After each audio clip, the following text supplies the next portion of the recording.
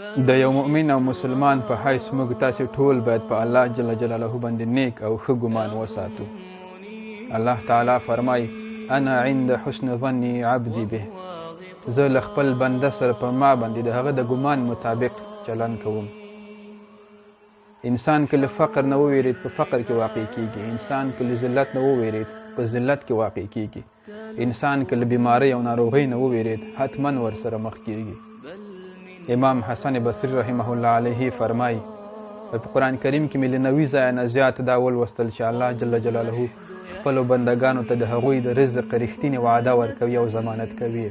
او یوازې یو ځای مې ولوستل چې شیطان د الله جل جلاله بندګان په فقر سره ویروي، خو موږ انسانان د الله تعالی هغه ټولې رښتینې وعدې چې موږ سره یې کړي په هغه کې په شک او تردید کې واقع کیږو، او یوازې یو ځای چې شیطان موږ ته د فقر وعده راکوي په هغه باندې باور کوو.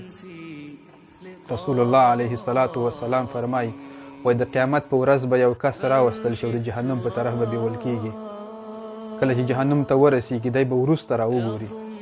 الله تعالی به ورته وفرمایي چې ای زما بنده ولې دې وروسته راوکتل؟ دی به ځواب ورکړي چې ای زما پروردګاره ما خو په دنیا کې په تا باندې دا ګمان نه درلود. الله تعالی به ورته ووایي چې په دنیا کې تا پر ما څه ګمان درلود؟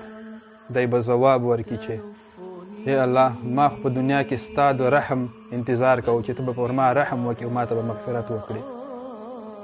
الله جل جلاله به ځواب ورکړي چې ای بنده نن پر تا رحم کوم او تا ته مغفرت کوم او ملایکو ته به امر وکړي چې زما دغه بنده ونیسي او جنت ته یې داخل کړي.